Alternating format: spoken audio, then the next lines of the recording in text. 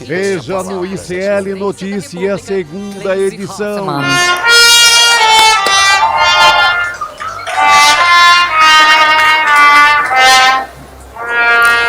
Dança das cadeiras. Novo ministro da Saúde toma posse, defende vacinas e ataca negacionistas.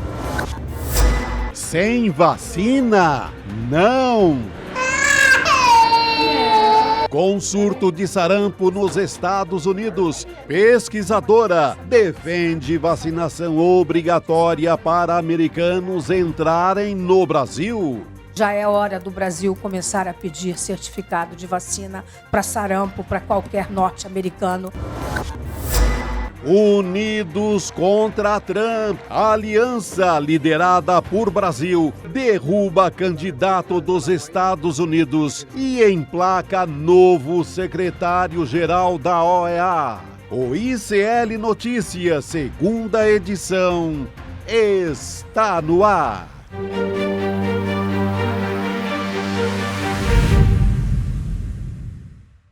Olá, boa noite, seja muito bem-vindo, seja muito bem-vinda. ICL Notícias, segunda edição, está no ar, estamos ao vivaço após o ICL Urgente, que você acabou de acompanhar nos canais do Instituto Conhecimento Liberta, Eduardo Moreira no YouTube, também no canal da Voz Trabalhadora. E boa noite para você que nos acompanha pela Pop TV no Rio Grande do Sul. Eu e Chico Sá já estamos a postos nessa mesa. O Rodrigo foi tomar uma água porque estava dando muita notícia agora, né, Chico Sá? Gabriela, uma bela estreia, Belíssima estreia. Rodrigo, a Laura Couto, eu acho que nasce uma estrela a partir de agora. Já faz alguns anos que já essa faz estrela algum tempo, nasceu, né? mas agora muita gente está presenciando, agora né? brilhou de vez, daqui a pouco o Rodrigo se junta a nós. Exato. Em meia hora. Enquanto isso, segue a vida e segue o noticiário. Segue o noticiário com muita notícia. Daqui a pouquinho, a Heloísa Vilela vai trazer notícias de Brasília pra gente. E daqui a pouco, como você disse também, Rodrigo Viana se junta a nós. Também vem hoje aqui no programa Jamil Chad, diretamente dos Estados Unidos, para trazer novidades a respeito do governo Donald Trump, que toda semana, né, tá inundando o nosso noticiário e também com essa guerra comercial contra diversos países, inclusive a gente aqui no Brasil, né, Chico? Tem Cacai hoje também para tirar as dúvidas a respeito da denúncia contra Bolsonaro e os demais indiciados que está lá no Supremo e está andando. O Cacai, nosso comentarista, grande criminalista, né, ligado a assuntos do Supremo Tribunal Federal. O Cacai tem um cálculo interessante. Ele acha que todo esse processo acaba antes do final do ano. E teremos, então, a sentença a Bolsonaro até dezembro. Tem jurista que discorda, acha que anda mais a carruagem. Mas é bom ouvir o Cacai porque ele sabe das coisas. É isso mesmo, Chico. Bem lembrado essa história do Cacai, apostar no julgamento ainda nesse ano, antes do ano eleitoral, é importantíssima. Bom ponto que você traz aqui. Muita gente aqui no nosso chat junto com a gente. Já temos Heloísa Vilela também na nossa mesa redonda, muita gente comentando, vocês, Chico Sá, estavam ali na mesa, atrás, a redação toda acontecendo. Agora... Eu fui ali ser um pouco pirata, pegar um pouco do brilho do novo programa, né? Porque começou muito quente, né? Muito bom. Eu vi as costas da Gabi, eu confesso que eu vi as costas da Gabi. Eu existo também de costas, Elo. A gente estava ali preparando o N2, todas as notícias e análises que a gente traz aqui, enquanto Laurinha e Rodrigo Viana estavam ali a todo vapor, né, Elô? Boa noite pra você, bem-vinda. Porque o ICL não para, né, Gabi? Boa noite, Chico, boa noite, Gabi. Vamos nós. Boa noite, Elô. Aliás, bom demais ter você com a gente já nesse início de programa, né? Porque Elô tá acompanhando esse dia bem movimentado lá em Brasília. Segunda-feira pós-carnaval, né, Chico? Mas o negócio ali voltou com tudo mesmo. Como nos velhos tempos, né? Dizia, a lenda dizia, acaba o carnaval, passa o último bloco, começa o ano. Pois é. Feliz Ano Novo, comunidade ICL. Feliz Ano Novo com troca de ministros e tudo que se tem direito de recado nos discursos, especulação também sobre o que vem por aí. O Alexandre de Padilha está está sentando oficialmente agora na cadeira como ministro da Saúde, no lugar da Nízia Trindade. ele está deixando, aliás, já tinha deixado a Secretaria de Relações Institucionais, que vai passar agora, passa a ser comandada pela Gleisi Hoffmann, que deixa a presidência do Partido dos Trabalhadores. Então, a Elo Vilela vai contar tudo pra gente. Como é que foi aí essa solenidade, né, Elo, esse primeiro movimento? Muitas emoções, viu, Gabi? Além de um calor insuportável, mas estava lotado o saguão do segundo andar do Palácio do Planalto há muito tempo. Acho que desde que eu cheguei aqui em Brasília, nunca tinha visto tão lotado. E, de novo, na hora que se anunciou o nome da ministra Anísia, foi aquela comoção, foram os aplausos mais intensos de toda a tarde. Agora, a Anísia fez questão elegantérrima, fez questão de agradecer muito ao Lula, ao presidente Lula, a oportunidade de reconstruir o Ministério da Saúde, que ela encontrou destroçado.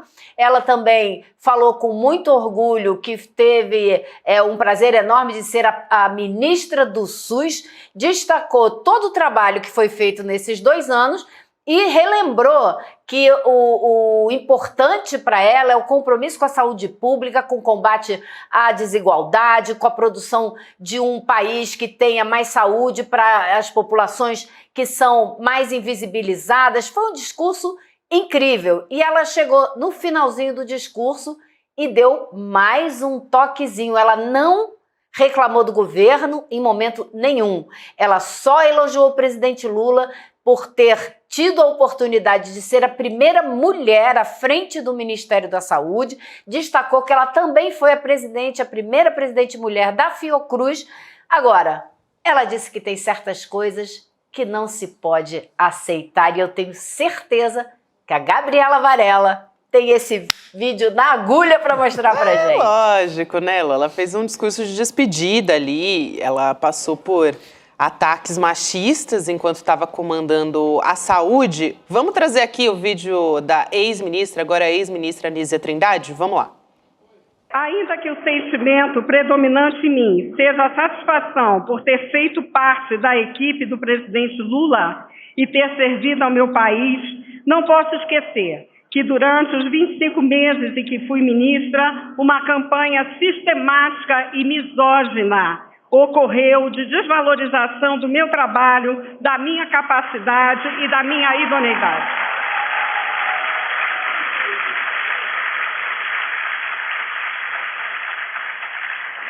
Não é possível e não aceito, e acho que não devemos aceitar como natural o comportamento político dessa natureza. Podemos e devemos construir uma nova política baseada efetivamente no respeito, e destaco o respeito a nós mulheres e no diálogo em torno de propostas para melhorar a vida de nossa população.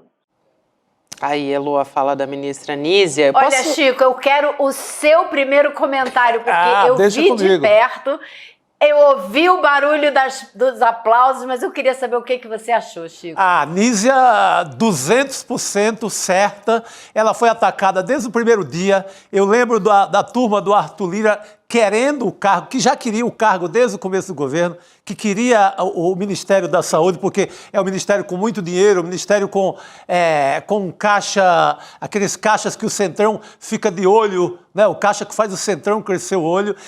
Houve esse ataque no Congresso, ataque em alguns setores, em menor parte, mas dentro da própria esquerda. A doutora Anísia tem toda a razão. Tudo que a gente viu ao longo desse tempo do mandato dela no Ministério. Só ataque. Só ataque. Agora, eu vou te dizer, Gabi, o governo não deixou ela sair por baixo. Assim, resolveu mudar? Resolveu mudar. Tem motivos políticos para essa mudança? Tem motivos políticos. Hoje a gente viu uma Anísia falar com mais força do que a gente viu em qualquer um dos 20 dias, dos 25 meses que ela esteve à frente do Ministério, porque não é o estilo dela, né? Mas hoje ela falou com muita veemência, com muita força, porque eu acho que esse processo da saída dela deve ter deixado a Anísia muito magoada, né, em algum nível, que ela não quis expor hoje. Ela quis agradecer a oportunidade, destacar o que foi feito, dar boa sorte para o Padilha, que, em princípio, é um amigo de muitos anos, né, já se conhecem há muito tempo, e agradeceu, sobretudo, a toda a equipe do Ministério da Saúde, que fez o trabalho que fez junto com ela. Ela jamais tomaria para si própria todo o crédito da reconstrução do SUS, da reconstrução da vacinação no Brasil. Isso é muito sério. Ela destacou muito as mortes da Covid, o negacionismo, coisa que o Padilha também citou, né? Então, a gente tem que lembrar de onde que ela veio e aonde que ela está deixando esse ministério e entregando para o sucessor, para uma área que foi profundamente atacada e destruída durante o governo negacionista de Jair Bolsonaro. É isso. Não, agora eu o acho ministério, né, Chico, que vai passar a ter outra cara, mas que foi reconstruído por uma Anísia que pegou terra arrasada, de fato. Exatamente isso que eu ia dizer, Gabi. Talvez de toda a esplanada dos ministérios, o lugar de maior causa, assim, de maior bagunça dessa herança do bolsonarismo tenha sido o Ministério da Saúde. E com coisas muito sérias, com coisas que levam à morte de crianças, como o calendário de vacinação totalmente atrasado. Ela repõe a ideia de vacina no Brasil, depois do desastre dos Pazuello da vida. Então, a obra dela é gigantesca. Pode ter faltado habilidade política para lidar com o prefeito, com o deputado, com aqueles sanguessugas que chegam querendo verba a todo momento em Brasília, mas, do ponto de vista técnico, ela reconstruiu o ministério. Excelente, eu acho que... E foi muito interessante porque estavam lá vários ex-ministros da saúde, né? Claro que nenhum deles do governo anterior, obviamente, né? Porque aqueles foram os não ministros da saúde, mas os outros estavam lá, Temporão, Humberto Costa, eram 6 ex-ministros e estava o José Sarney, ex-presidente da República, que foi no governo dele que se criou o Zé Gotinha, a marca da vacinação. Então, assim, muitas coisas simbólicas e importantes. O mais aguardado de quando o presidente Lula reassumiu, o que mais perguntava era onde está o Zé Gotinha, gente? Achei que você ia dizer onde está o Zé Sarney. Pode me chamar, chamar de ridícula, pode me chamar de boba. A primeira vez que eu vi o Zé Gotinha no Palácio do Planalto, eu quase chorei. Porque foi um ano depois da destruição, do número de mortes todos que a gente teve nesse país, porque teve um bando de responsáveis e inomináveis que tentaram destruir a saúde do Brasil. Então, toda vez que eu vejo o Zé Gotinha, eu fico emocionada, eu fico numa felicidade gigantesca. Você corre pro abraço, né? E ele estava lá hoje.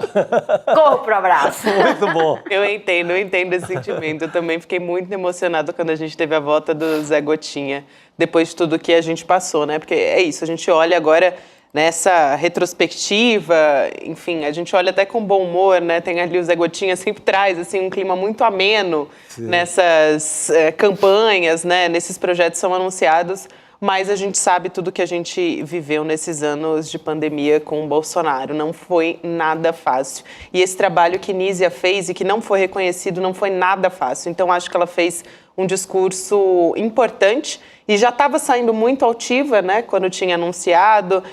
A imprensa sempre perguntava como é que foi essa fritura, Nísia? Ela sempre elegante, sempre dizendo, olha, a decisão é do presidente Lula, né, nunca colocou lenha na fogueira, então importante esse recado que ela deixa. Não, a Nísia é decência total, né? Decência à frente do ministério, decência no relacionamento com Lula, que ela podia dar ali uma cutucada outra por conta...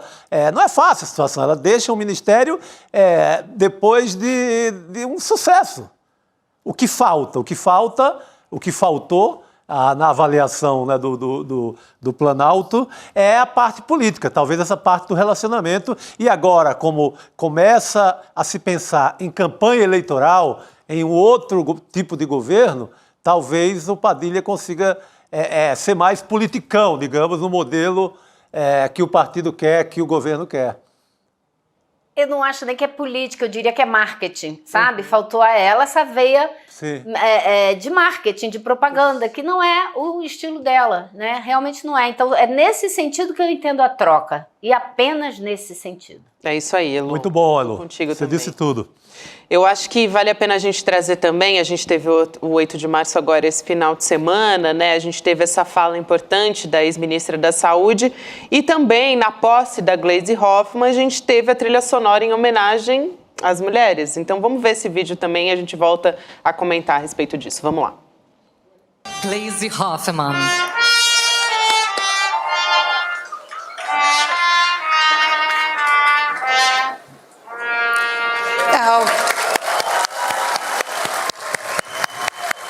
Obrigada, Fabiano, nosso trompetista. Muito obrigada. Olha só, o Elo, inclusive no final de semana na casa dela rolou uma discussão também, né? Tem muita política por trás dessa mudança, desse novo cargo que a ministra agora, a Gleisi Hoffmann, está assumindo, né?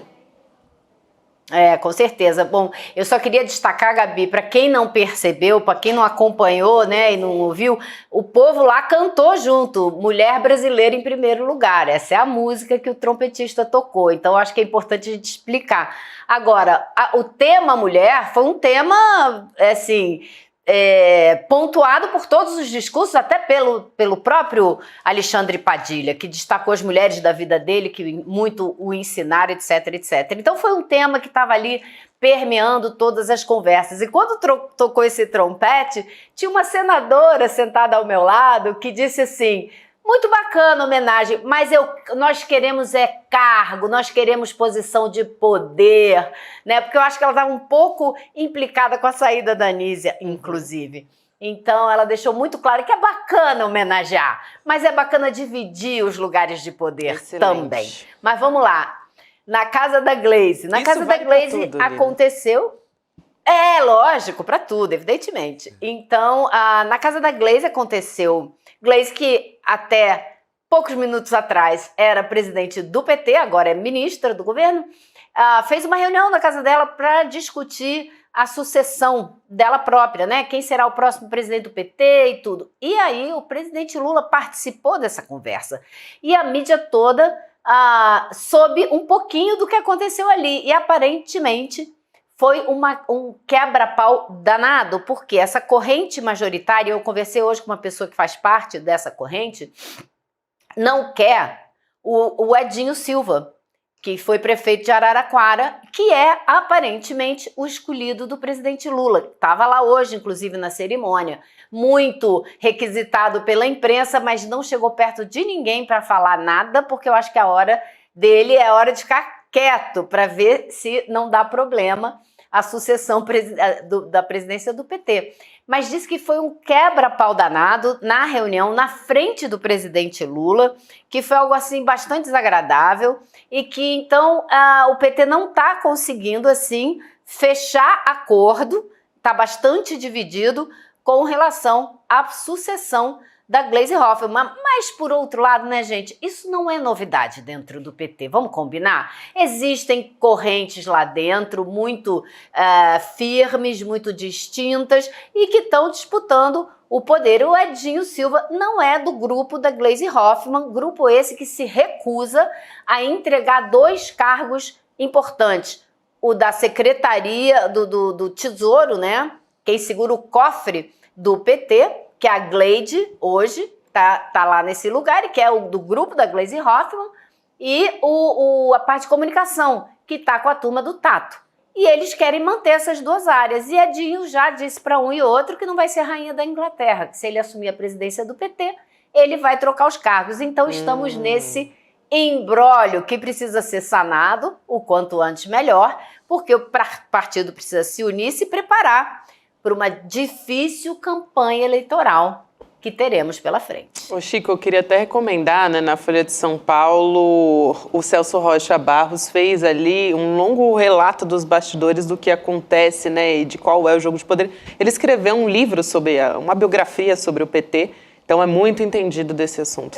O Celso conhece muito do partido, né? Só gostaria de lembrar que a música que o trompetista toca é do Benito de Paula, grande Benito de Paula. Isso. Patrimônio nacional. O PT, eu já cobri muitas disputas eleitorais internas, eu como repórter em vários jornais. Pegar 10 anos atrás, tinha cerca de 17 correntes, 17 grupos. Hoje é um pouco menos, que em período eleitoral se estapeiam para ver quem vai comandar o partido. Hoje está mais concentrado nessa turma Gleisi, Edinho, um pouco no Nordeste com Humberto Costa, que está na direção provisória. O Celso Rocha de Barros, articulista da Folha de São Paulo, ele traz o que eu creio que seja a real dessa guerra interna do PT. A Gleisi é levada para o Palácio exatamente para aliviar esse cenário de guerra dentro do partido. Sai a Gleisi, você já deixa ali uma porta, no caso, no entendimento de Lula, para o Edinho Silva assumir a direção do partido. Tem a ala do Nordeste, eu citei agora o Humberto Costa, que quer, inclusive, que o próprio Humberto possa continuar. Eu acho que o justo seria, pela densidade eleitoral, pela força política, assumir alguém do Nordeste.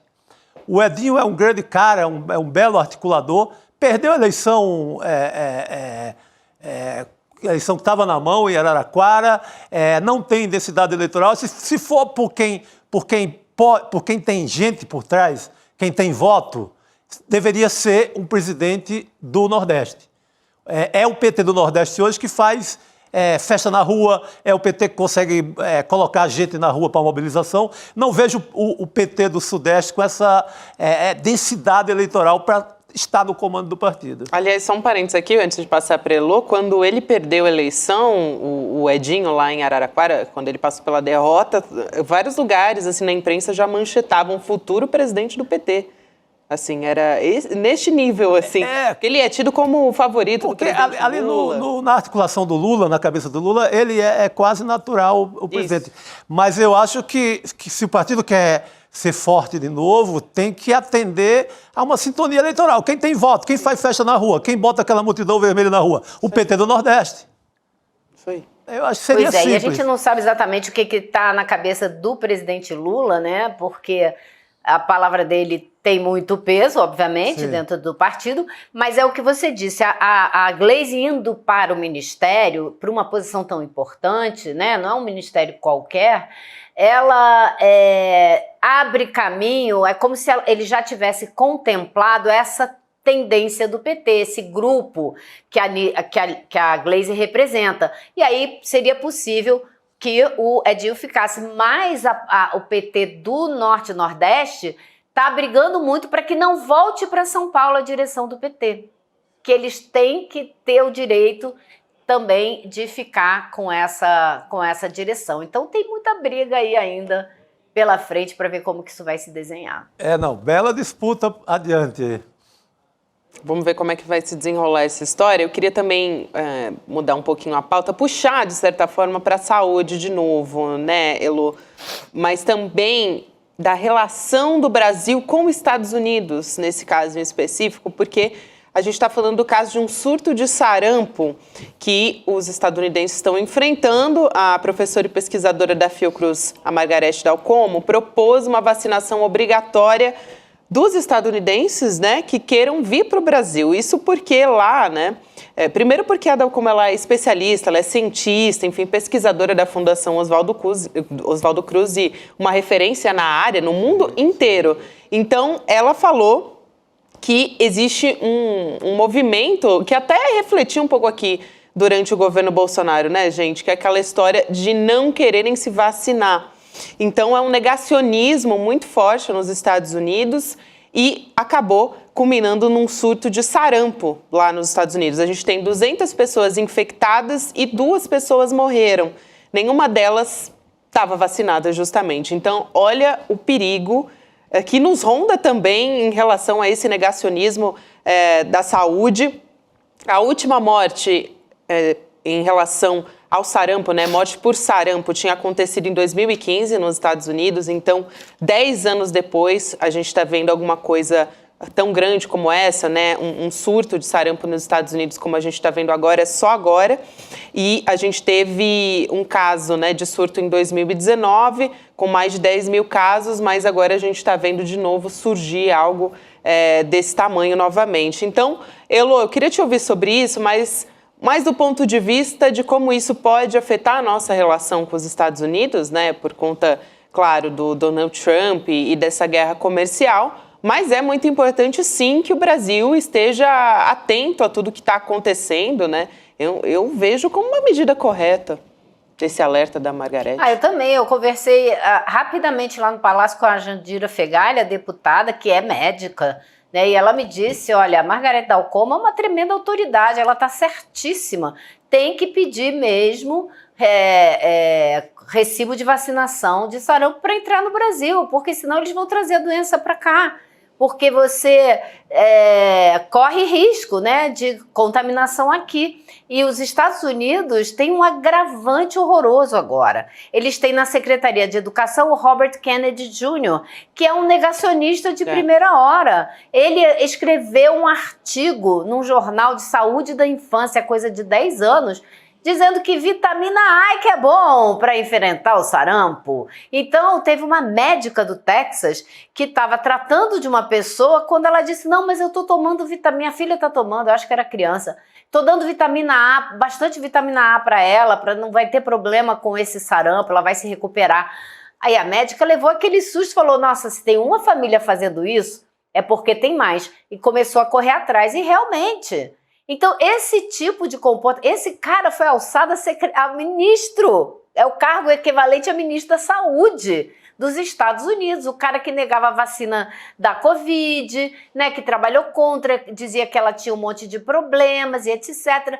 Então, eu me lembro, quando eu estava nos Estados Unidos, eu cobri esse surto de sarampo em 2019, em 2 comunidades de Nova York, uma no Brooklyn, que era uma comunidade de judeus ortodoxos que se recusava a se vacinar e começaram a ter muito caso de sarampo, e uma outra comunidade no norte do estado. Então não é brincadeira.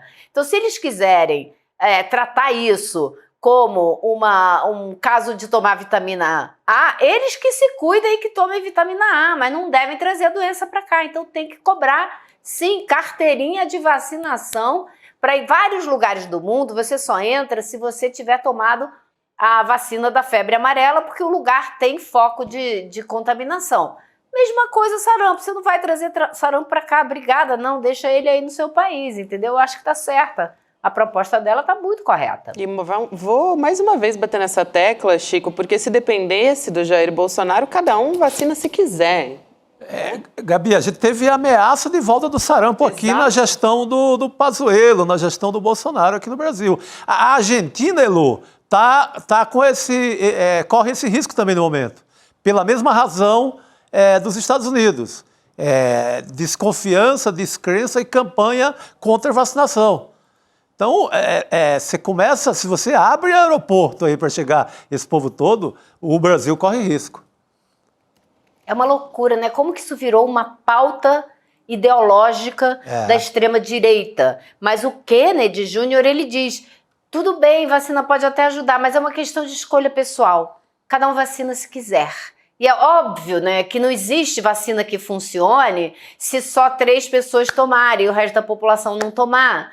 Porque só com todo mundo imunizado é que você consegue barrar a doença. Então, assim... é um absurdo em cima do outro, né? Pais deixando de vacinar seus filhos, né? É um absurdo. Eu lembro aqui que a ditadura, a cruel ditadura brasileira não tinha isso. Inclusive era boa de vacinação nas escolas e tudo. Aí chega essa nova direita, ela vem com todos os males da ditadura militar e mais esse. Mais esse. Eu queria saber de onde eles trouxeram isso. Não consigo compreender se a ideia é fazer um controle da população por meios outros e deixar morrer um monte de gente. Eu não consigo entender. Não tem explicação, não tem liberdade de expressão, liberdade de fazer o que quiser. Não entra na minha cabeça, não consigo nem saber de onde veio. Isso aí é liberdade para matar seus filhos. Sim, sim. Só vejo essa liberdade. Não vejo outra. Eu queria trazer um outro assunto aqui, bastante preocupante. Falei agora há pouco que a gente teve o 8 de março, né? Chico, Elô, sobre violência contra a mulher, porque a gente tem dados bastante alarmantes, sempre tivemos, mas nos últimos 12 meses a gente tem a informação de que 37,5% das mulheres sofreram algum tipo de agressão.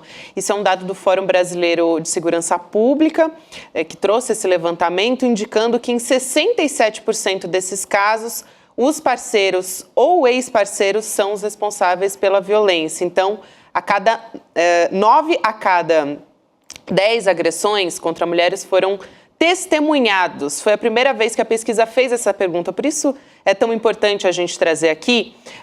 A gente vai colocar aqui na tela, tem um gráfico que mostra bem essa informação de como que acontece, né? Então, olha só 8,2% no caso de testemunhas de violência contra a mulher, ninguém presenciou. Na maioria dos casos, alguém. 47,3% amigos ou conhecidos, 27% os filhos, que também geram traumas, muitas vezes assistem à morte das mães, né? E isso é um trauma para a vida toda, enfim, que se arrasta ali para a vida toda. 12,4% outros parentes, 7,7% desconhecidos. Mas são pouquíssimos casos dentro dessa fatia em que ninguém presencia, né? Sempre tem alguém ali por perto que pode meter a colher, né? Como a gente diz. Elô, para você comentar aqui, queria também trazer outro dado dentro dessa história, que é quase metade das vítimas não fez nada em relação à agressão, apesar de muitos presenciarem. Então, a gente tem atitude em relação à agressão mais grave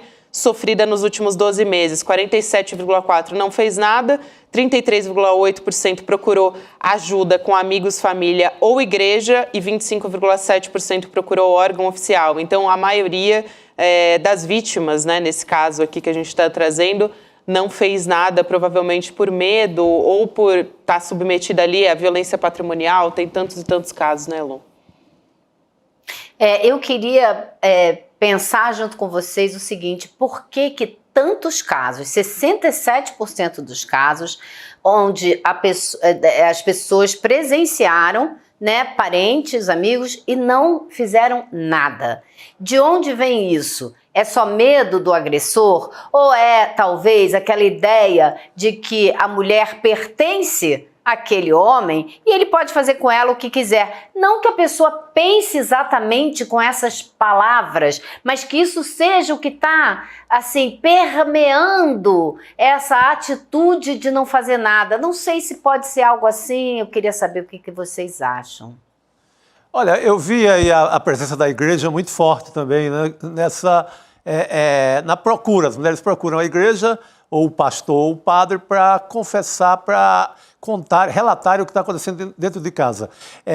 Eu vejo muitos relatos de padres, pastores, etc., segurando as possíveis denúncias. Isso é só um capítulo dentro dessa violência toda, mas também é grave. Outra história que eu acho que é gravíssima, a gente acabou de falar de vacina e o ataque que as vacinas sofrem da extrema-direita. A Lei Maria da Penha e a própria Maria da Penha, como um personagem histórico que dá nome a essa lei, ela foi muito atacada de 2018 para cá. Pela extrema-direita. Pela extrema-direita. Do princípio do governo Bolsonaro até o fim, e depois continuou com os canais da extrema-direita. Você tem um canal chamado Brasil Paralelo que chega a tentar, em vídeos, filmes, etc., a desconstruir a história da Maria da Penha, contando que ela não foi vítima de nada, que o marido dela que é a vítima. Então, jogando na cabeça dos jovens, principalmente dos homens, uma ideia de que isso é mimimi. Isso assim, é uma devastação. Esse serviço sujo da extrema-direita causa tudo isso. Leva a maior número de violência, a maior ataque, principalmente ataque dos jovens que engolem essa ladainha desses canais da extrema-direita, e a gente vê essa história se perpetuando e não tendo uma solução até agora. E fazem exatamente isso, que é não reconhecer o papel importante que os homens têm também nessa briga, né? Sim. Reconhecer o papel da violência que é martelada desde que eles são pequenos, meninos e homens. Sim. E a importância que isso tem para que esses casos diminuam, né? Para que a gente consiga chegar a uma situação, enfim, que as mulheres consigam sobreviver, basicamente. Eu queria deixar também aqui o convite para quem carrega essa bandeira, assim como eu, né, de tentar remar contra tudo isso, que tem gente fazendo um trabalho muito sério sobre isso. Então, eu estou apoiando, por exemplo, um projeto que se chama Mapa do Acolhimento, que é basicamente conectar vítimas com o trabalho de voluntárias, psicólogas, advogadas, enfim, para as mulheres terem para onde correr quando isso tudo acontece. Então, dá para se voluntariar, enfim, para doar, para fazer parte de alguma maneira, e no meu perfil dá para ter mais informação sobre isso. Então, deixo aqui a recomendação no @GabiVarella, que é o meu perfil pessoal. Enfim, não dá para ficar esperando só o 8 de março para a gente falar sobre violência muito bom, contra tem que a ser mulher, o tempo inteiro. Então, deixo aqui o recado para todo mundo. Infelizmente, Elô, a gente tem que falar sobre isso. Não é assunto, inclusive, nem que as pessoas gostam de falar, né? Os homens não gostam. A gente vê que não é um assunto que dá nem audiência. Evita, as pessoas fogem, mudam de canal, né? fogem. Não quero falar sobre isso. Não é um assunto que as pessoas acham que dizem respeito a elas. Então, enfim, a gente continua batendo nessa tecla. Elô, obrigada demais. Bom ter você aqui no início do programa com a gente, viu? Excelente, chegou quente já com notícia de posse, muito bom. É isso aí. Até amanhã, tem mais. Até, querida. Valeu. Boa noite. Amanhã, Heloísa Vilela está novamente aqui com a gente, provavelmente na abertura do programa também. É isso aí. Inclusive, já, Chico, a gente está falando aqui de mudanças. Me corrigiram com muita razão, porque eu dei boa noite, né? Eu ainda estou no fuso horário das 6 horas, gente. É verdade. Agora eu vou ter que passar a dar boa tarde para todo mundo. Vou ficar mais esperta a partir de amanhã. Agora você pode dar meia-noite. Boa noite. Eu posso dar boa noite. Porque o N2 estaria começando agora. Há 8 né? minutos você já exatamente. podia dar boa noite. É verdade, Chico. Agora, o programa de Chico Pinheiro, que começava às 7h30, vai começar hoje às 7 horas da noite. E a gente tem também esse programa em novo horário. Portanto, hoje quero fazer essa lembrança a você e também te chamar para assistir a conversa com o poeta, escritor e fundador da Cooperativa Cultural da Periferia, Cooperifa, que é o Sérgio Vaz. E ele, o Sérgio, né, ele ressaltou durante essa conversa com o Chico as dificuldades da esquerda de se comunicar com as pessoas mais pobres, com negros, com periféricos. Acho um alerta super importante que a gente tem levantado muito aqui quando a gente fala sobre aonde a esquerda e os progressistas precisam entrar e conversar. Olha, eu ouvi parte dessa entrevista, encontrei aqui com o Sérgio Vaz no dia da gravação. Sabe aquele alerta do Mano Brown no comício do PT, do Haddad, se eu não me engano, em 2018, que o PT precisa voltar para a base? Ali já foi um belo alerta. Mas o alerta do Sérgio Vaz, ele avança nisso e ele descreve o que seria um retrato da periferia hoje e a relação da periferia com os partidos de esquerda. Não somente o PT, mas com a esquerda no geral. De só procurar determinadas legiões assim, dos subúrbios, das periferias em tempos de eleição, de como houve uma separação da esquerda com as periferias do Brasil inteiro. E o Sérgio falando não é voz assim de ouvir dizer, tem uma pesquisa em Harvard, tem, sabe? Qualquer coisa esse povo saca uma pesquisa de Harvard, etc. O Sérgio não, o Sérgio está lá, mora lá, conhece, faz um belo movimento social e ele, se eu fosse político de esquerda, eu não perderia um segundo. É uma aula. Super importante. Mas não precisa ser político de esquerda para ouvir o Sérgio Vaz e o Chico entrevista. Né? Baita aula. Vamos só porque eu creio que seja uma coisa... essa entrevista é relevante. Muito, muito mesmo, Chico. Importante esse alerta que você traz. Vamos assistir um trechinho dessa conversa. Vamos lá, bora. Tivesse que detectar uma dificuldade da esquerda hoje, ao qual eu respeito e acho que tem muita gente valorosa trabalhando, é entender que o povo negro e o povo periférico não quer ser mais comandado. Ninguém está afim de que lute por nós, não está afim que lute conosco. Você entendeu? É preciso entender hoje que o povo da periferia já tem seus filósofos, seus poetas, seus músicos, seus intelectuais, seus filósofos e etc, e etc, e etc. que é uma nação em ebulição, que precisa ser consultada. Parece que as lideranças de esquerda perderam a capacidade de dialogar, de se aproximar dessa base, não? Eu acho que é entendimento também, Chico, porque volta pra base. Fazer o que na base, mano? É da hora. É preciso entender o território. Né? É preciso... Já tem gente trabalhando que precisa de um apoio. Que precisa, olha, aquele ali é um quilombo, aquele ali é um circo bolivariano ali. Ali é um sarau de resistência. Ali isso. Então, eu preciso identificar isso aí, eu preciso conversar. Olha aí, então esse é um trechinho que a gente belo recado.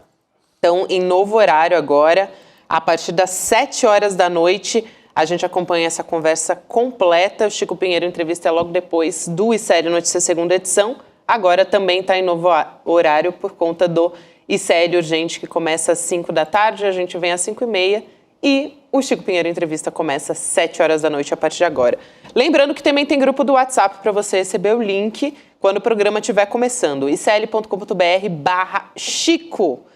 E a gente continua por aqui, vamos voltar a falar do ICL Urgente, a gente teve estreia aqui na casa e vamos ter Rodrigo Viana entre nós aqui para contar como é que foi essa história. Aliás, o Rodrigo já está entre nós, está abrindo a porta. O homem voltou. Pode abrir a porta e pode cumprimentar de novo, a gente já se viu, mas... A mesa é toda sua, Rodrigo. Gabi, agora um pouco mais, né, respirei um pouquinho. Sorrindo, porque a estreia foi boa, né? Parabéns, Valeu, Rodrigo. Gabi. Muito Obrigado. feliz de acompanhar. Bem-vindo Obrigado, de volta Gabi. à nossa mesa. E, Obrigado, bom, Chico. conta pra gente como é que foi, né? Porque o pessoal acompanhou, a gente acompanhou também.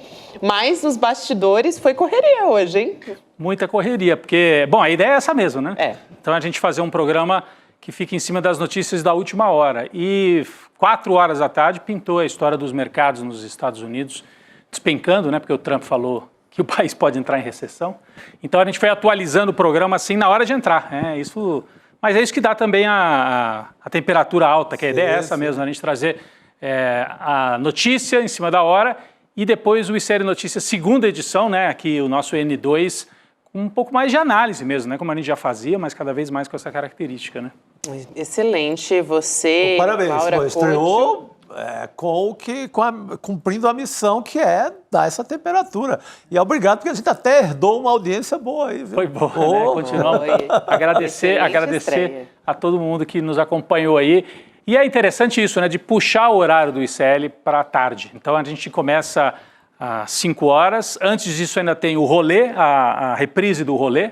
Então vem reprise do rolê, ICL Urgente às 5 e o N2 às 5h30. E depois os programas Chico Pinheiro na segunda-feira, que vocês já acabaram de anunciar a entrevista com o Sérgio Vaz.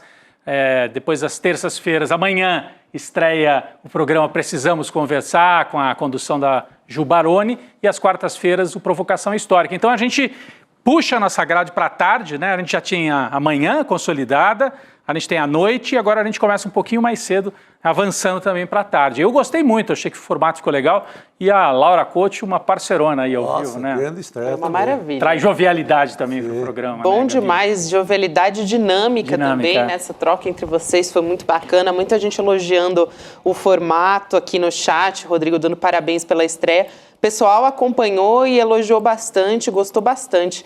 É bom, né, também esse retorno, né? Quem quiser sempre mandar os feedbacks aqui no nosso chat, a gente acompanha. É muito bom pra gente também saber como é que foi esse dia. Sim, e fazer ajustes, porque sempre você começa o programa, a gente fez vários pilotos, né, que são aqueles testes e tudo, no jargão aqui do jornalismo. O piloto é o programa que é um ensaio geral, né? Então a gente fez vários. Mas quando vai para o ar é diferente e a gente pode sempre melhorar, tem ajustes técnicos. Agora a nossa equipe técnica trabalhou muito bem também, porque é uma equipe, né, já está colocando no ar muitos programas. Então, eu acho que foi uma vitória. Eu me senti assim vitorioso de colocar o programa no ar com toda a equipe trabalhando junto, claro. Todos nós. Maravilha. Todos nós ganhamos. Parabéns. Com o ICL Urgente. Então, todo dia, 5 da tarde, pessoal. Isso aí. O pessoal está pedindo aqui, ICL 24 horas. Olha... ICL Sessão Coruja, ICL Madrugada. Eu vou ser o Goulart de Andrade, lembra? Quem entrava na madrugada? Eu vou ser o Goulart de Andrade do ICL. Que saudade do Goulart. Eu trabalhei com o Goulart de Andrade, hein? Sim. Pô, que bacana. O pessoal Tive essa pede sorte de pegar Goulart programa de esportes no período da tarde também. Tem sempre, né? Aguarde. Hoje eu tô com vontade de falar do Neymar, por exemplo. Né? Não dá pra vamos falar. Ai, olha, Rodrigo, só digo uma Não, coisa. falar porque se eu fosse santista, eu tava pé da vida com o Neymar, o cara é contratado, e no dia do jogo mais importante do semestre ele não joga. Não joga para se poupar para a CBF mais adiante. Mas chega de mesa redonda, o diretor já reclamou aí. Então vamos embora. O diretor é que manda, a gente só obedece, Mas vou dizer que eu, diferente dos santistas, não estou nem um pouco triste com essa informação, Rodrigo, que você trouxe aqui. Muito bem. Com todo respeito ao Chico Sá. Eu fico pelo resultado, pelo time, né? Com ou sem Neymar, quem tiver lá, eu sou o Santos. Mas bora, então, falar sobre Trump. Daqui a pouquinho a gente vai ter Jamil Chad com a gente diretamente dos Estados Unidos. A gente já traz a informação a respeito do Brasil, junto com outros aliados, barrando a tentativa dos Estados Unidos de eleger um candidato da extrema-direita para a Organização dos Estados Americanos. Na semana passada a gente falava sobre essa mobilização que estava acontecendo ali entre os países, na contramão da política do governo Trump. Foi eleito para o cargo de secretário-geral o chanceler do Suriname, o Albert Randin. Então, mesmo com uma campanha que estava sendo impulsionada pelo Donald Trump e pelo Elon Musk também, o candidato deles, o chanceler do Paraguai, o Rubem Lescano, foi obrigado a desistir dessa história. Então, daqui a pouquinho, o Jamil Chad vem contar mais bastidores pra gente, mas o que a gente já vê é que é uma vitória da América Latina, né? Uma mobilização da América Latina, Rodrigo. Uma derrota do Trump, né? Uma derrota do Milei, que eram os dois que estavam bancando esse candidato paraguaio. Que vergonha, né, para o Milei, fazendo parte da América Latina. Mas ele está alinhado com o Trump. E uma vitória daqueles 4 que nós vimos na fotografia agora há pouco, principalmente, né? O Petro, se puder colocar a fotografia de novo, o Petro da Colômbia, né? O próprio Lula, os 4 presidentes. Isso, olha aí, ó. O novo presidente uruguaio, o Yamandu Orsi, que é o primeiro da foto, depois o Gustavo Petro da Colômbia, o Lula e o Boric, presidente do Chile. Então, a vitória desses 4 de centro-esquerda, de esquerda, mais de centro-esquerda, né, Chico? Não são governos, nenhum deles faz governos muito, assim, à esquerda. Então, esses 4 articularam e derrotaram o Trump na OEA. É importante. A OEA não fica como um instrumento tão escancaradamente na mão dos Estados Unidos. É uma reação política, né? Articulação. É o que vai começar a acontecer no mundo inteiro. Você pega agora, hoje eu vi a Groenlândia, o povo da Groenlândia. Assim, começou a Dinamarca fala, o governo da Dinamarca fala uma coisa, o Trump fala outra, e eles começaram a pensar, que tal se a gente for independente de verdade? Porque hoje eles são colônias da Dinamarca. Da Dinamarca. Então começa um movimento de independência. Ou seja, você mexe na história, né? Quando começa esse imperador maluco de um lado, os caras, opa, e que tal virarmos realmente uma Groenlândia independente? Um movimento que começou fortíssimo, com mobilizações lá. Então, quem achava que a história tinha acabado, como aquele senhor Fukuyama, né? É Fukuyama? Francis Fukuyama. Exatamente. Anunciou quando terminou a União Soviética, ele disse, acabou a história, agora o capitalismo é vitória eterna do depois daquela do muro 89, por aí, né? Mas eu acho assim, Gabi, não sei se você... Jamil está entre nós. Então chama, desculpa. Vamos chamar o Jamil para a nossa mesa redonda aqui. Eu queria ouvir também a avaliação dele, né, sobre essa união dos países latino-americanos contra a extrema-direita, contra a política de Donald Trump. Jamil, boa noite para você, bem-vindo. Boa noite para vocês todos aí, eu espero que estejam me escutando bem. Olha, talvez tenha aquele lema do MAGA, né? Make America Great Again. De repente, Chico, a gente podia utilizar nessa reunião de hoje para Make América Latina Great Again, né? Porque o que aconteceu foi justamente uma coalizão de centro e centro-esquerda, justamente se organizando, barrando um candidato que tinha ido lá beijar a mão de Donald Trump e de Elon Musk e deixando muito claro, ou pelo menos tentando impedir que a OEA se transforme num instrumento específico de Donald Trump. A gente sabe que a OEA já foi isso no passado em muitas ocasiões. E aí, o discurso da embaixadora brasileira, Maria Laura da Rocha, durante a eleição, durante a votação hoje, o discurso foi muito importante. Primeiro porque lembrou que a OEA já teve períodos extremamente complicados, quando defendia a democracia, mas esquecia de falar de tortura, de regimes ditatoriais, em nome daquela sombra do comunismo. Então esse é o primeiro ponto que ela cita. E o segundo, que ela diz que justamente a OEA ela acabou sendo politizada em muitos casos na América Latina. Claro, todos esses recados muito duros, muito diretos ao governo de Donald Trump, um governo que, claro, queria usar a OEA para instrumentalizar a sua própria política externa. Prova disso que quando o embaixador americano tomou a palavra para justamente se colocar, se posicionar, ele disse que a OEA teria de funcionar, olha só, para afastar os elementos malignos foi a palavra que ele utilizou, de fora da região. E aí, claro, uma referência à China. Ou seja, se um candidato de Donald Trump tivesse vencido, ele ia transformar, sim, a OEA num instrumento para tentar afastar a China da América Latina. O Chico falava das reações, né, Gabi? Das reações que vão acontecendo à política imperial do Donald Trump.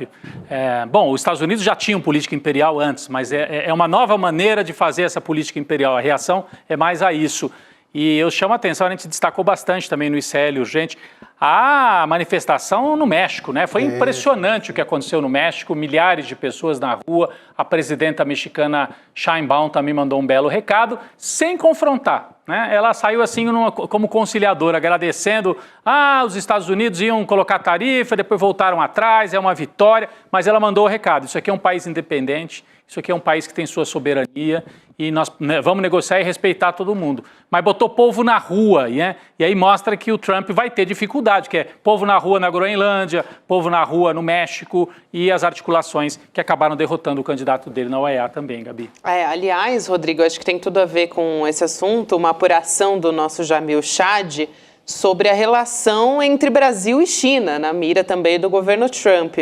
O tema está tomando muita força lá em Washington, de acordo com o Jamil, ele vai falar a respeito disso com a gente, mas isso por conta da proximidade, né, Jamil, do Lula com o Xi Jinping, preocupando o Donald Trump, ainda mais pelo fato de que o Brasil vai presidir o BRICS nesse ano. Então, isso também é bastante importante. Tem até os dados aqui, em 2025, o bloco econômico passa a representar 37% do PIB mundial e mais de 40% da população do planeta. Nessa quarta agora, aliás, as tarifas dos Estados Unidos sobre o aço brasileiro vão entrar em vigor e isso também deve movimentar essa relação, né, Jamil? Exato, Gabi. De fato, o que nós estamos vendo não é só uma reação de Donald Trump contra o socialismo ou contra qualquer tipo de orientação política, mas também uma tentativa do governo americano de colocar freios à expansão ou pelo menos à influência de outros países na região que ele considera que é dele, né? No caso, a América Latina. E aí, claro, nós vimos no Panamá uma reação extremamente dura, dizendo que ia tomar de volta o canal do Panamá, não por conta do canal em si, mas por conta da presença chinesa no canal. E aí, sobre o Brasil, e essa é a minha apuração que eu trago nessa coluna de hoje, é justamente para mostrar que dentro do governo americano e também nas conversas com o governo brasileiro, os representantes de Trump, os diplomatas de Trump têm dito de uma forma muito clara, não vamos aturar algum tipo de presença estratégica da China no Brasil. E que se isso acontecer, algum tipo de reação vai ter. A resposta do Brasil é uma resposta muito ponderada, é uma resposta dizendo, olha, primeiro, a China é o nosso grande parceiro comercial, não desde ontem, desde 2009, ou seja, já temos aí 15 ou 16 anos de uma parceria estratégica. Não só isso, o governo brasileiro insiste que não vê nenhum tipo de incoerência entre ter uma relação com a China e ter também uma relação com os Estados Unidos. O que, claro, a gente sabe que o que os americanos querem é exclusividade. E aí os americanos, numa reunião com o Brasil, eles disseram o que seria, vamos dizer assim, a linha vermelha deles. A partir daquele momento, se algo parecido acontecesse com o Brasil, eles tomariam algum tipo de atitude, que é o que aconteceu no Peru, quando no caso da China, construíram, os investidores chineses construíram um porto perto de Lima. Um porto que, segundo os americanos, tem o potencial de ter um uso também militar. Ou seja, uma preocupação com uma presença chinesa que a gente sabe que não é inocente a presença chinesa, não é nada disso. Obviamente a gente sabe que a China também tem os seus interesses estratégicos na América Latina, mas é curioso a reação dos americanos, porque a reação dos americanos não é vamos criar um projeto de prosperidade, não. Vamos criar um desenvolvimento econômico inacreditável, o fim das desigualdades e da pobreza na América Latina, não. A reação americana é, se vocês seguirem esse passo, esse ritmo de aproximação com a China, nós colocaremos multas, penalidades, sanções contra vocês. Ou seja, é obviamente uma agenda negativa, extremamente negativa.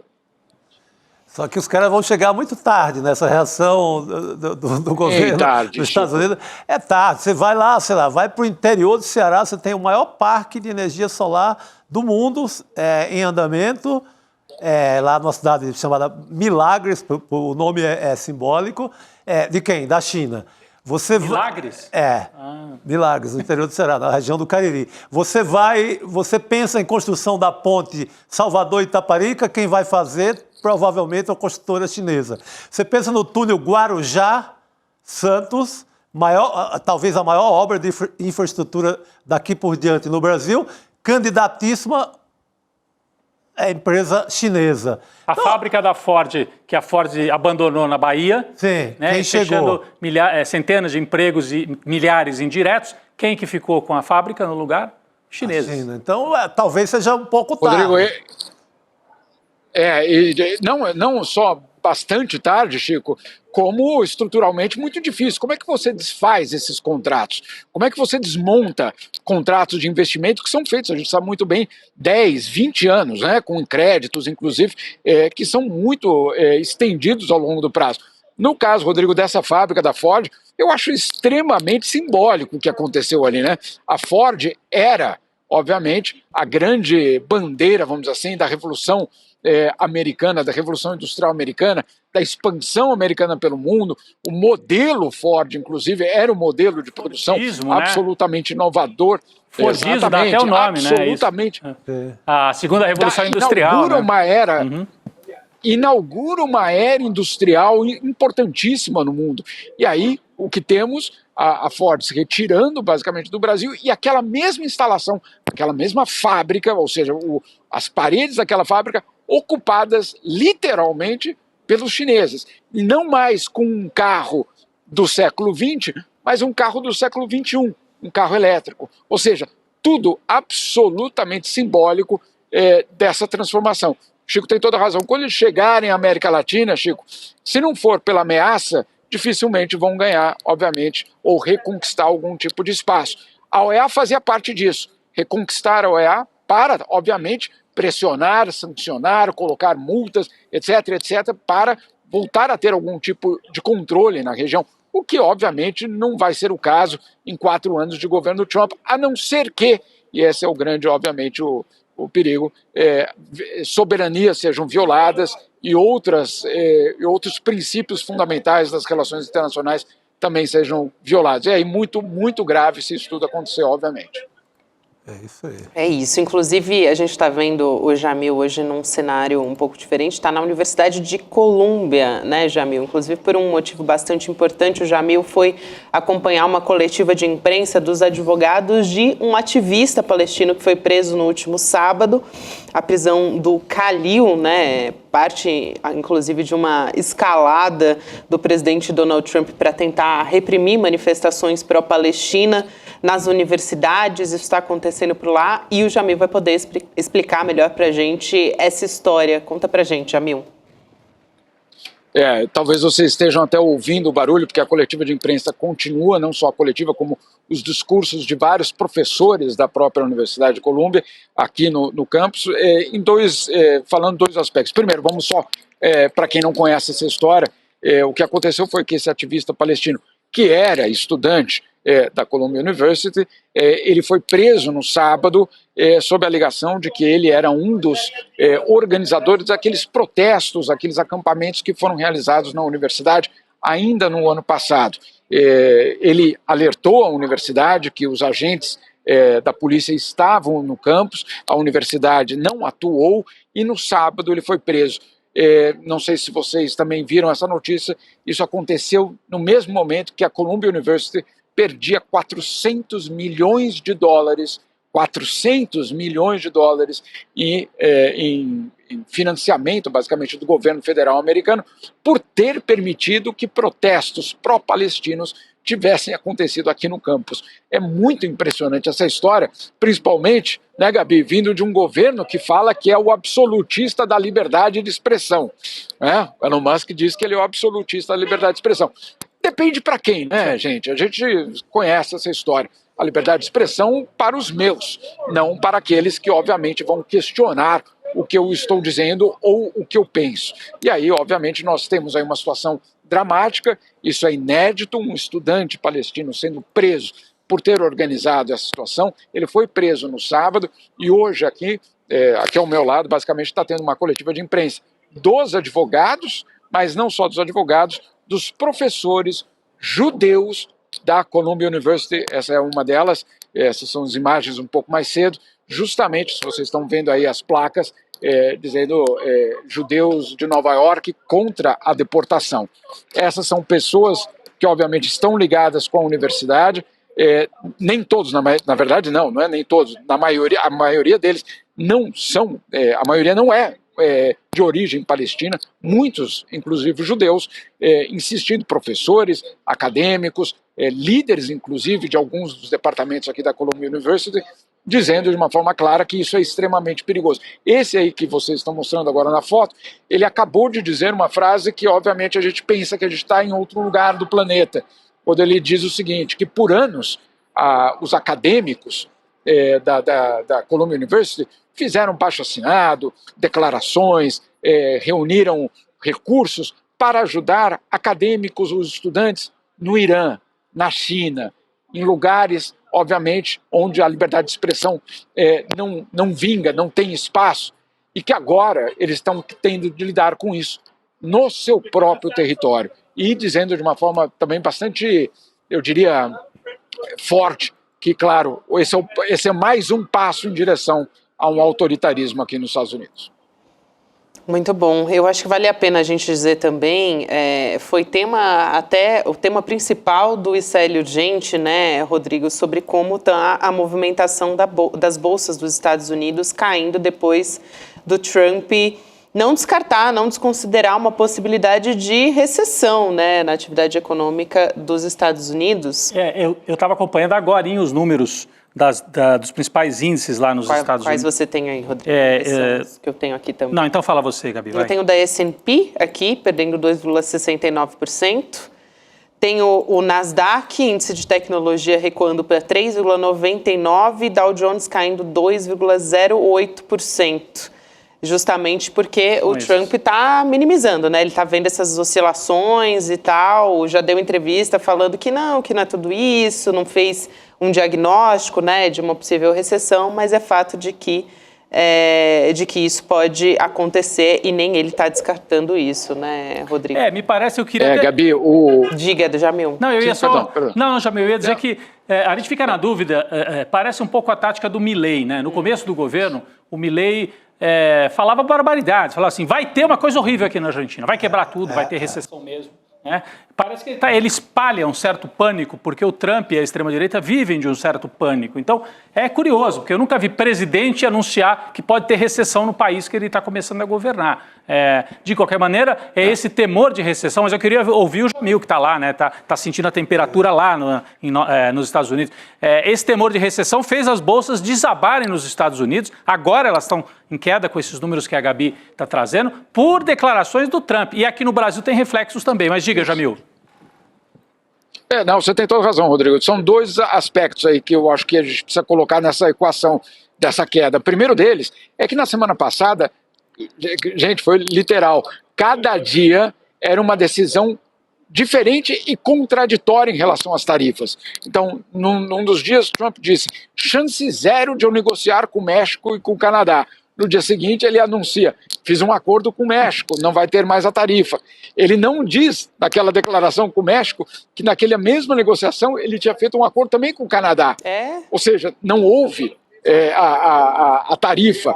E aí o que acontece, que é um dos principais elementos de qualquer tipo de investidor, a incerteza. Né? Eu não sabendo quanto eu vou pagar de tarifa, eu não sabendo quanto vai custar o meu produto, eu não sabendo se esse produto vai poder cruzar a fronteira ou não, qual é a reação do mercado ou dos investidores? Aguardar, esperar, parar de investir, ou pelo menos repensar, deixar para a semana que vem, adiar investimentos. O que acontece com o consumidor? Sem saber se eu vou ter emprego ou não semana que vem. Lembrando que que o governo Trump está fazendo uma demissão em massa justamente do funcionalismo público, sem saber o que vai acontecer com o meu emprego semana que vem, o que eu faço? Eu paro de gastar. Né? Essa é a primeira reação, até eu diria, do fígado, né? Você fala, não, calma aí, não sei se eu vou ter dinheiro semana que vem, não sei se vamos cancelar aquela compra, vamos cancelar aquele jantar, vamos cancelar isso, aquilo. E aí, claro, a economia como um todo, você junta a incerteza com a retração de gastos, você tem essa possibilidade real de uma contração aí no primeiro trimestre. Vamos aguardar. Quarta-feira, sim, tem um dado muito importante que daí não é mais, Rodrigo, declaração. Não é eu disse isso, eu disse aquilo, no caso do Trump, né? É o dado oficial da inflação do primeiro mês completo de Donald Trump no governo. E aí a gente vai tentar entender se, de fato, aquela promessa de campanha dele, de que nas primeiras 24 horas os preços de tudo iria cair, se isso foi cumprido. Há uma expectativa aí de quarta-feira, portanto, um dia bastante importante para o governo Trump, saber se aquela promessa de campanha dele, porque vamos lembrar, ele ganhou baseado no discurso econômico, no discurso de que vocês perderam poder de compra e sou eu que vou restabelecer o poder de compra. Vamos ver o que vem aí no primeiro mês dele. Porque pode vir recessão com inflação. Aí é o pior dos mundos, né? Porque as tarifas, né? Só para a gente ressaltar isso, estamos falando aí que o Trump anuncia a possibilidade de recessão, mas junto com a recessão, inflação, já que as tarifas, se ele sobe tarifa, os produtos ficam mais caros, né? E aí isso impacta nos preços. Então, as duas coisas ao mesmo tempo pode gerar uma queda de popularidade, aí uma crise rápida para o governo. É claro que ele tem todo o maquinário, Chico. Um governo normal estaria preocupadíssimo com isso e poderia ter problemas daqui a 3 meses. Como é um maquinário da extrema-direita, ele tem capacidade de mobilizar as pessoas, criando outros inimigos, criando outros problemas. E já está jogando todas as fichas, parece, nesse começo de governo, né? Nisso, né? Exato. Nesse enfrentamento. Então, a culpa não é minha, a culpa é da China, a culpa é disso, a culpa é daquilo. Criando e tenta vários manter. Fantasmas, né? Cria vários fantasmas, como a gente viu. Mas você já tem um país, né? E o Jamil pode falar isso, claro, melhor do que qualquer um de nós aqui. Você já tem um país se voltando contra o Elon Musk, assim, atacando a concessionária de carros do Elon Musk, atacando o próprio X, que foi segundo o Elon Musk, foi alvo de ataque cibernético hoje à tarde. Então, você já tem além do Trump, cria-se a cara de um grande inimigo, que é o Elon Musk, que é quem está demitindo funcionalismo público, Sim. Quem é que está fazendo o tal do enxugamento, que é só falácia. Então, não sei, começa a criar esse caldo. Não se cumpre promessa alguma. Cadê os empregos? Mandamos os colombianos embora, os brasileiros, e cadê nossos empregos? Pois é. Cara, fica feia a coisa. É que é começo ainda, mas eu acho que ele, se esticar, pode trazer problema para ele, sim. Fala aí, Jamil. Pode trazer problema e, claro, já há um mal-estar muito grande da parte de 50% dos eleitores. Vamos lembrar, não é que o Trump ganhou com 75% dos eleitores, não foi isso, né? Ele ganhou, se eu não me engano, foi 51,5% ou 51,8%. Foi uma margem muito pequena. Então você já tinha, obviamente, aqueles 50% ou pouco menos de 50% extremamente decepcionados com a vitória de Trump. E você tem agora, como nós já falamos nas últimas semanas, os produtores de soja muito irritados com Trump, outros setores extremamente preocupados com o que vai significar essa imposição de tarifas. E agora uma parcela da população que, de repente, não está vendo nenhum tipo de ganho real nas suas vidas. Então, isso tudo, sim, certamente pode ter um impacto, eu diria, muito maior do que simplesmente uma questão pontual de um incêndio ou de uma queda da Bolsa num dia. Eu acho, sinceramente, que ainda é um pouco cedo para a gente fazer um quadro completo do que está acontecendo, mas os sinais vão na direção que o Chico colocou. Sinais, sim, de um mal-estar e um sinal, claro, de um presidente que tinha prometido muita coisa. Chico, nem mesmo a deportação em massa que ele prometeu que ia acontecer, ela não aconteceu. Sim. Não só ela não aconteceu, como ela aconteceu, as deportações que estão acontecendo, elas estão acontecendo num ritmo inferior ao do governo Biden.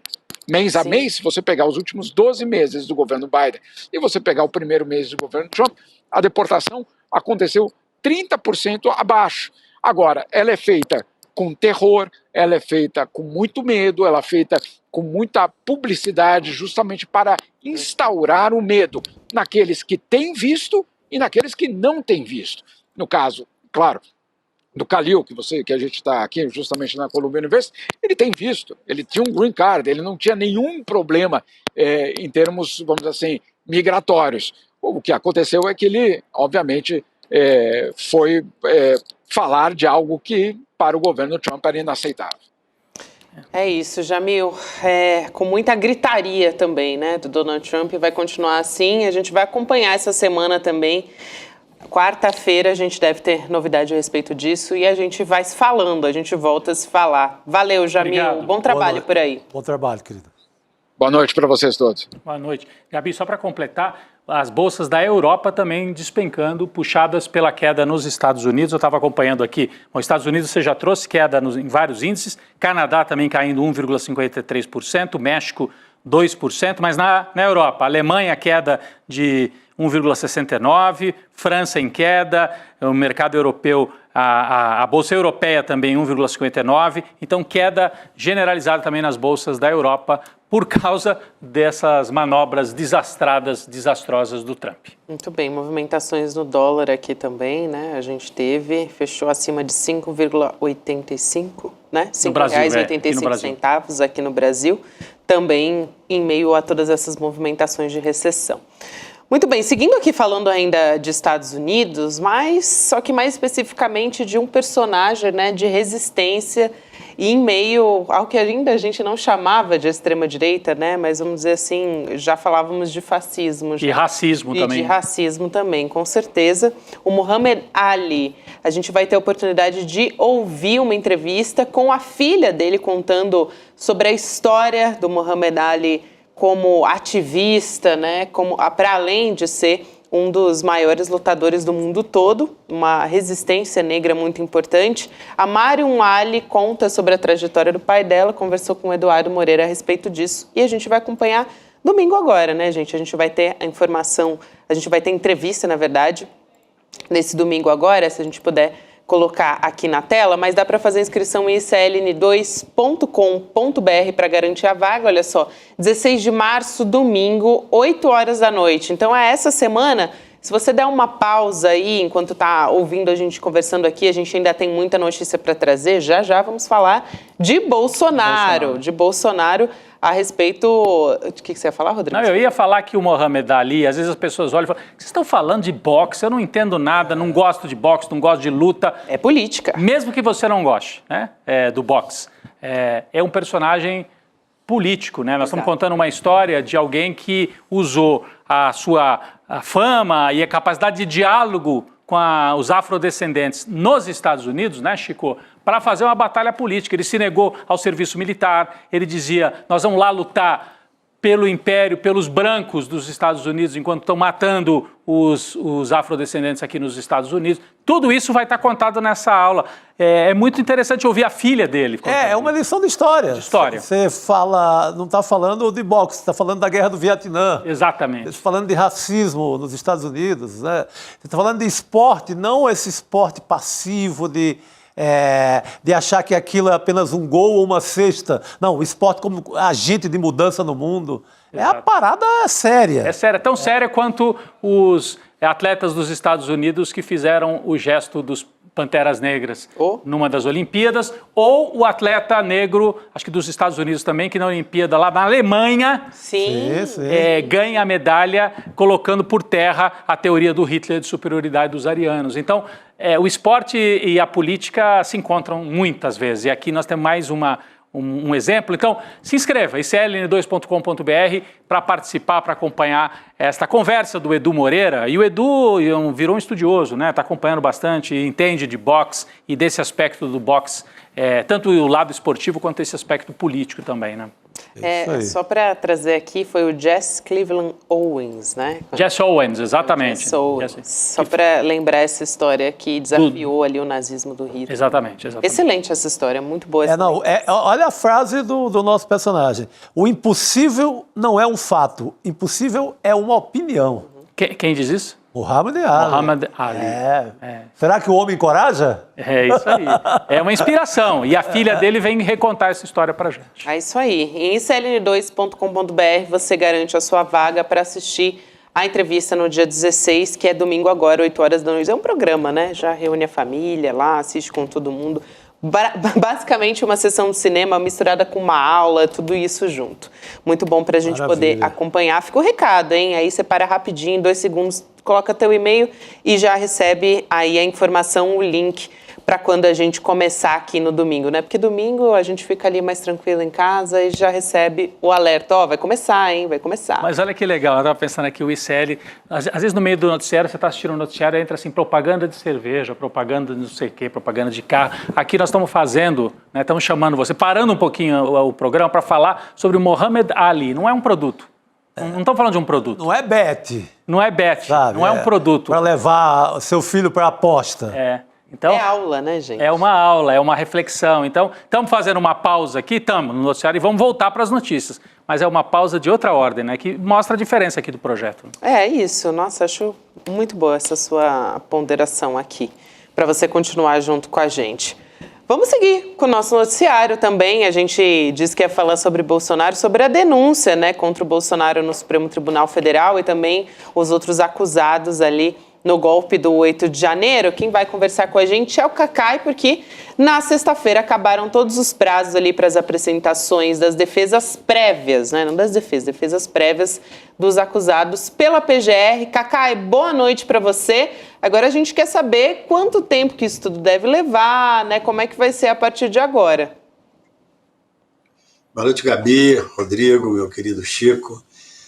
Olha, tem muita divergência em relação a isso. Eu tenho uma visão de que esse processo será julgado muito rapidamente. Eu acho que até setembro nós já teremos o julgamento definitivo desse processo. E vou explicar por quê.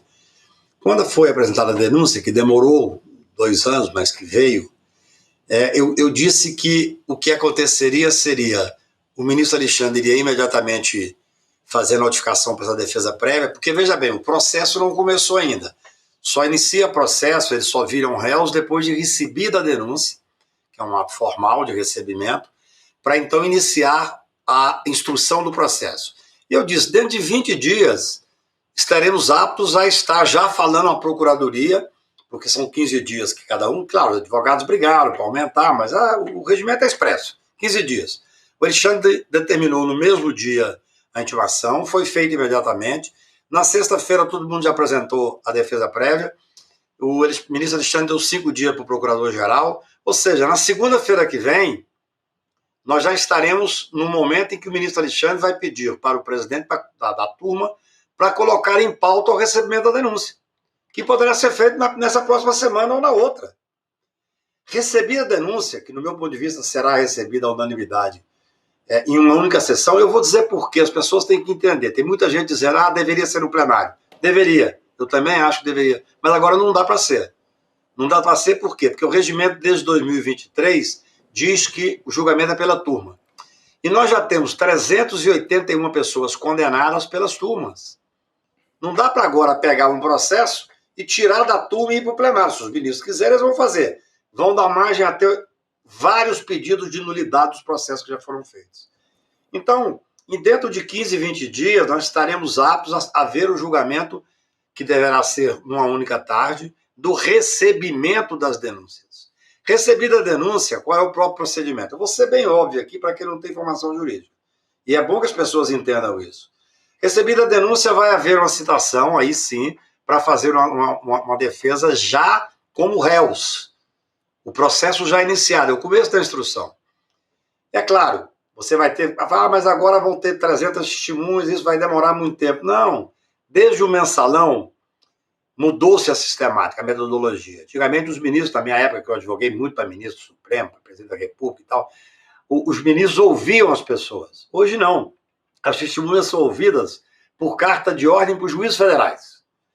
Então, o ministro Alexandre vai dar 30 dias para ouvir todas as testemunhas. E elas serão ouvidas em 30 dias. Ou seja, quando for para o final de maio, nós estaremos já na fase de quê?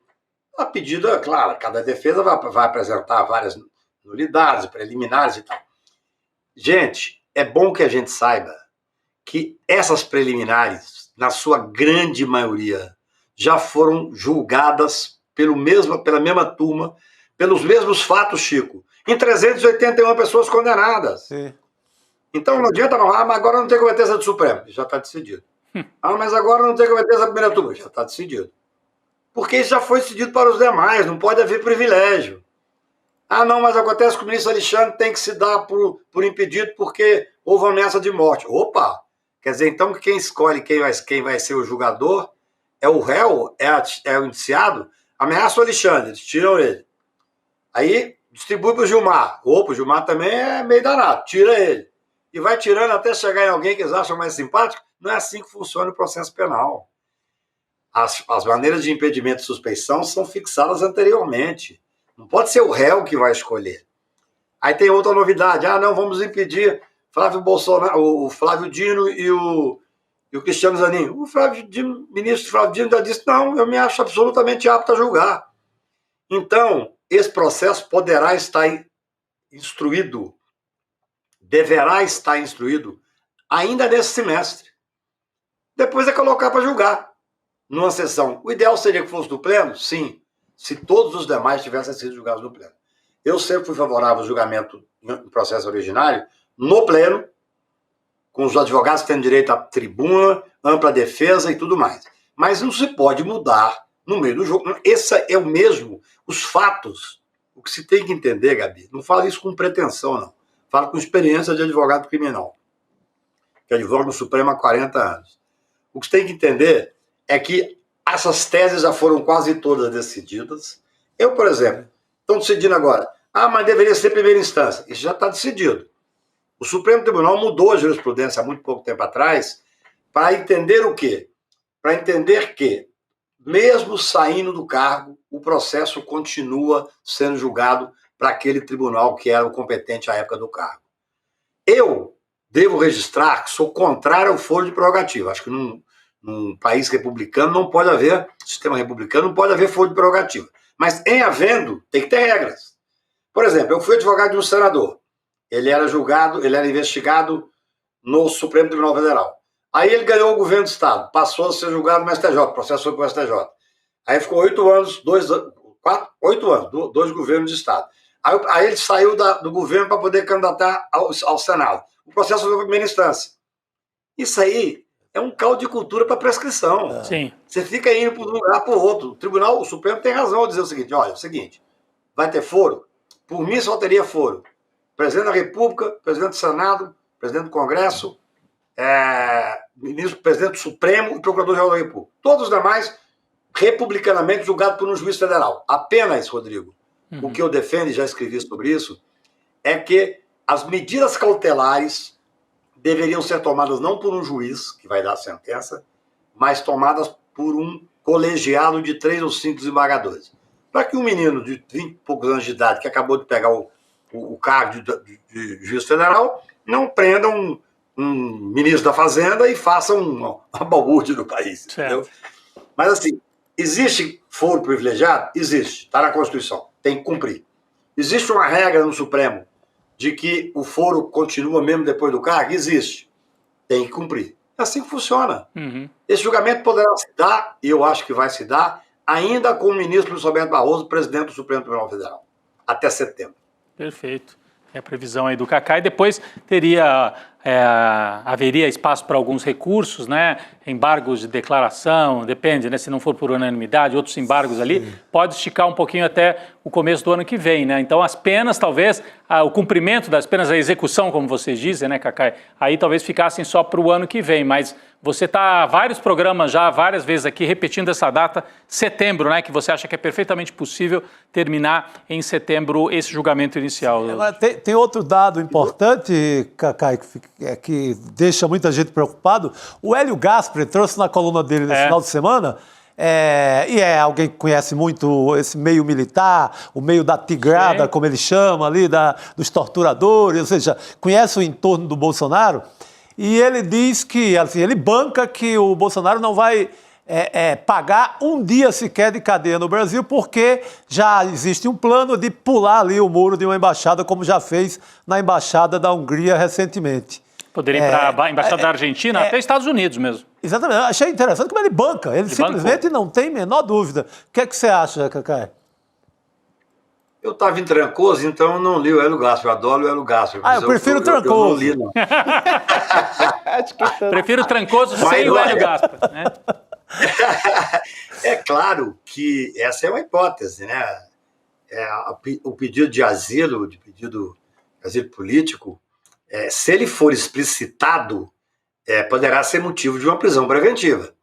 Naquele momento, eu acho o seguinte, tem muita gente falando que já deveriam ter prendido o Bolsonaro. Eu sou uma pessoa que, para apoiar a prisão, tem que ser em última análise mesmo, em última raça.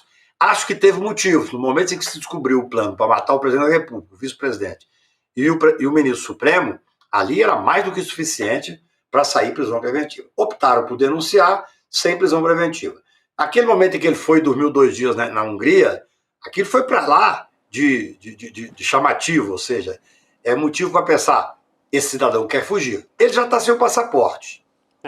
Essa é a verdade. Eu dei até uma entrevista ontem dizendo que não acho que haja motivo agora para colocar o tornozeleiro eletrônico. Ou existe um motivo real para que as pessoas possam dizer, não, ele está em negociação para conseguir um asilo em tal país. Aí é motivo de prisão preventiva. Veja bem, eu até vou falar uma coisa, e sei que muitos dos nossos amigos não vão gostar. Eu sou favorável a uma jurisprudência antiga do Supremo, na época do ministro Sepúlveda Pertence, que foi o maior ministro de direito criminal que o Supremo teve nos últimos anos, que dizia que a fuga é um direito do cidadão. O cidadão acha que uma prisão é injusta, ele não é obrigado a submeter a uma prisão injusta.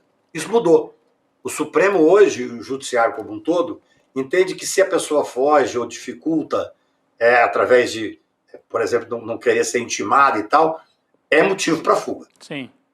Então, se existir uma comprovação, não pode ser porque as pessoas começam a dizer, gente, nós temos que saber que o julgamento tem que ser um julgamento democrático, com estrutura democrática, num processo penal democrático.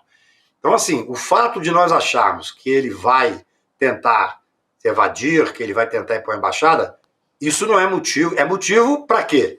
É motivo para a Polícia Federal fazer o monitoramento nele. Sim. Isso é a coisa mais simples do mundo. É necessário, Gabi. Colocar uma tornozeleira eletrônica, eu acho over, a não ser que tenha um elemento para colocar a tornozeleira eletrônica. É isso, Cacai. Mas olha, quantas embaixadas estariam realmente em condições de dar esse asilo e acolher Bolsonaro? Pouquíssimas. 4 ou 5. A Polícia Federal pode fazer uma campanha nessas 4 ou 5 embaixadas. Fica aqui uma ideia para o doutor Andrei. Pode fazer uma campanha. E aí sim, se estranhamente ele chega lá, para ir, a não ser que seja uma festa na embaixada feita e programada e tal, aí você poderia dizer o seguinte, não, há um fato concreto. Nós temos que manter a tranquilidade, nós temos que julgar esse processo com a rapidez que eu acho que vai ser julgado, dando todo o direito de defesa que está sendo dado. É normal, o advogado tem o direito de dizer o seguinte, não, mas não devia estar no Supremo. Tá bom, é um direito do advogado pensar isso. O Supremo acha que deveria. Já disse em vários casos. Sim. Mas o Alexandre tem que dar por impedido. Não tem que dar por impedido, não. Não depende do cara que está sendo investigado. Perfeito, Cacai. Então a regra é essa. Eu acho que teve momentos em que dava para fazer a prisão, teve. Nesse momento não há um fato novo que justifique. É isso. Obrigada demais, Cacai. Bom demais ter você aqui com a gente. Um abraço e até uma próxima. Obrigado, Cacai. Boa noite, querido. Grande, abraço para os três. Obrigado. E a gente vai indo nessa, né? Programa de Chico Pinheiro agora. Chico Pinheiro Entrevista. A gente vai acompanhar Sérgio Vaz nessa entrevista agora do Cooperifa. Vai ser uma verdadeira aula a partir de agora. Vale e amanhã a gente está de volta, inclusive à tarde agora a gente começa às 5 e no N2 às 5h30, né? Exatamente, eu estou no ar com o ICL Urgente às 5 e o N2 às 5h30. Bora nessa, vamos estar a postos. Boa noite para todo mundo, até amanhã. Boa noite. Obrigado. Olá! Em 1942, nascia nos Estados Unidos um menino que foi batizado com o nome de Cassius Marcellus Clay Jr. Ele viria a se tornar, anos mais tarde, um dos maiores mitos, uma verdadeira lenda do boxe mundial. Cassius Clay, depois com o nome de Muhammad Ali, que se converteu ao islamismo, foi tricampeão mundial de boxe. Mas ele foi banido do boxe, foi preso e perdeu dinheiro. Perdeu prestígio para muita gente, simplesmente porque se recusou a fazer parte das tropas norte-americanas que foram lutar no Vietnã. Ele dizia que havia coisas mais importantes a resolver no seu próprio país e que não iria atacar nações pobres do outro lado do mundo. Ele acreditava no seu sonho, ele tinha um desejo. Muhammad Ali, uma figura gigantesca, vai ter sua história contada aqui no ICL, por nada mais, nada menos do que a filha, Marion Ali, que agora está conosco para contar essa história. Você não pode perder, domingo 16 de março, a partir das 8 da noite, uma apresentação gratuita pelo YouTube, nos canais do ICL Notícias e Eduardo Moreira.